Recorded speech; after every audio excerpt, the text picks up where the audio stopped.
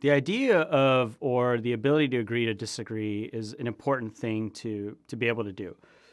The way you do that, one is you realize ahead of time, or you should realize that there's going to be some topics that you may not come to agreement on. I believe your job is not to convince the other person to come into your circle or to totally believe what you believe.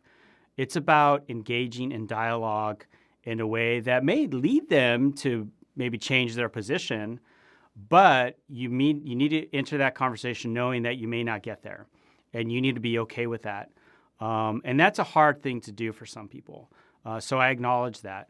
But I think it starts early on to develop that, again, that muscle memory, conditioning yourself to realize that there are certain things that someone is not going to agree with you on.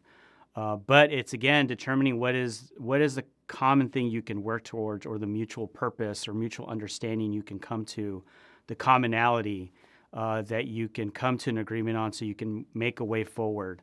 And it could be that you and the other individual, you or the other individuals, can enter into a conversation maybe ahead of time and just naming, hey, we may not come to an agreement, but we're going to have a good, meaningful dialogue where we might raise our voices at each other. And we need to be okay with that, right? Because confrontation can be healthy if it's managed in the correct way, because you're able to share your views and opinions.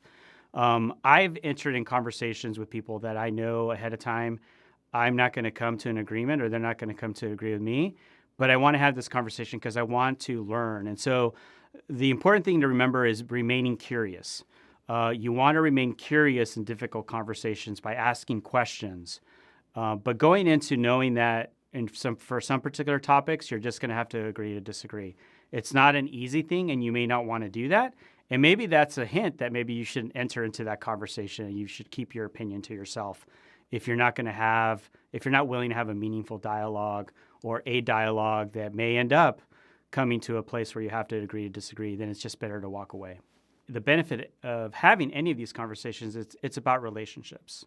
It's about developing meaningful relationships. Most people want to have friendships, right? And you want to be able to have dialogue, and maybe you're not going to agree, or you're going to have to agree to disagree. But on the positive side, and I speak from experience, that there are people in my life that we don't agree on every topic, but it's about relationship. It's about friendship. And I value them as people.